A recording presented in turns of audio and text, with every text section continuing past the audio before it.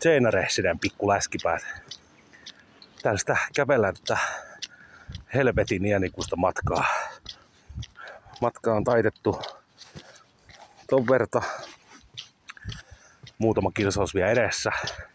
Fanit on tosi paljon alkanut pommittaa mua kysymyksillä ja nyt jo 10% mun faneistani on alkanut vaatia fanituotteita sitten, että mistä semmosia saa.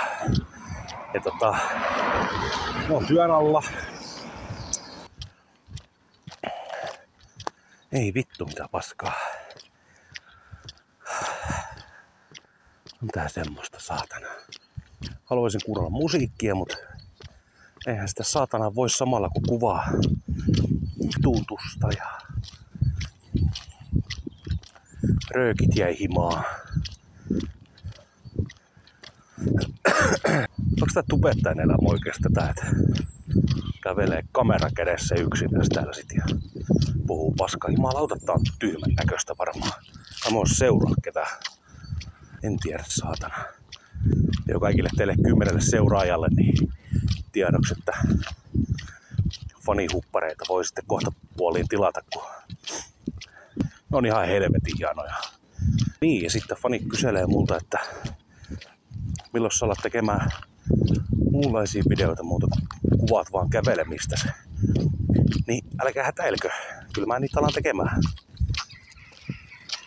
tekemään. Kun saatan liikkumisen tästä vaan vähän paremmalle mallille.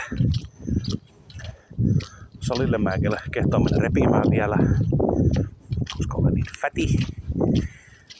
Ja peruskunto on niin paska, että siinä on ihan turha mennä sitten heiluttelemaan hihoja. Mutta ei se mitään kyllä. Persereeni video tulee kaikille naiskatsojillekin sitten. Niin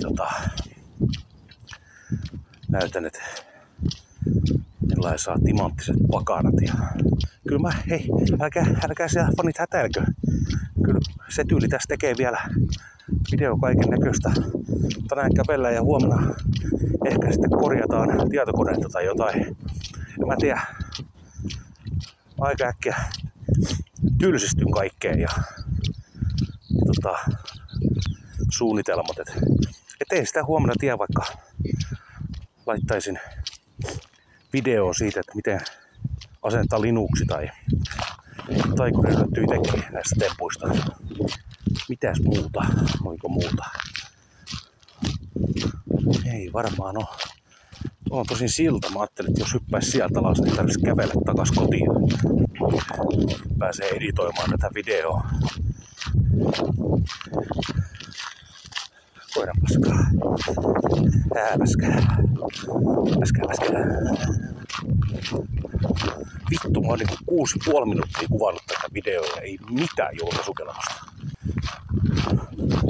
Ehkä vaan niinku täytyy 100 tuntia kuvata ja louhia sitten paskan keskellä sitten 30 sekuntia sitä julkaisukelpoista.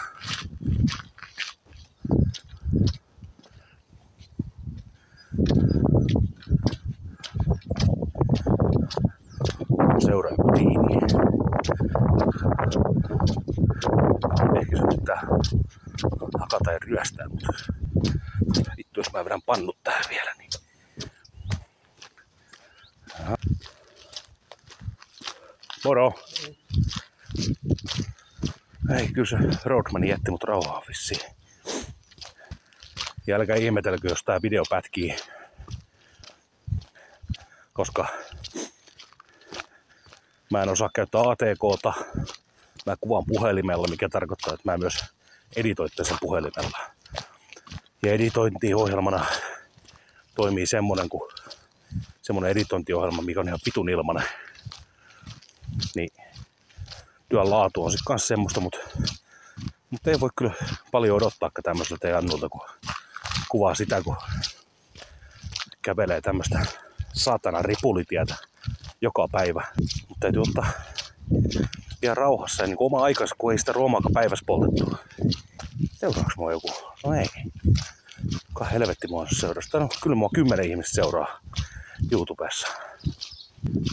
ja 10% siitäkin seuraajamäärästä jo haluaa saada fanituotteita.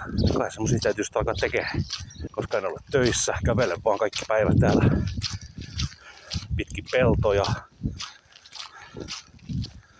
Ui saatana, mä menen hyppiin tuohon vesilätäkköön. Uskohan siihen hukkuu.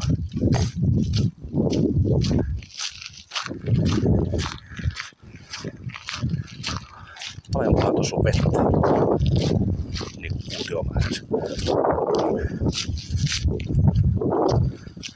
Sitten taas tulee joku auto, minkä alle mä todennäköisesti jää. Tähän on varmaan hyvä lopettaa. Tästä möröö.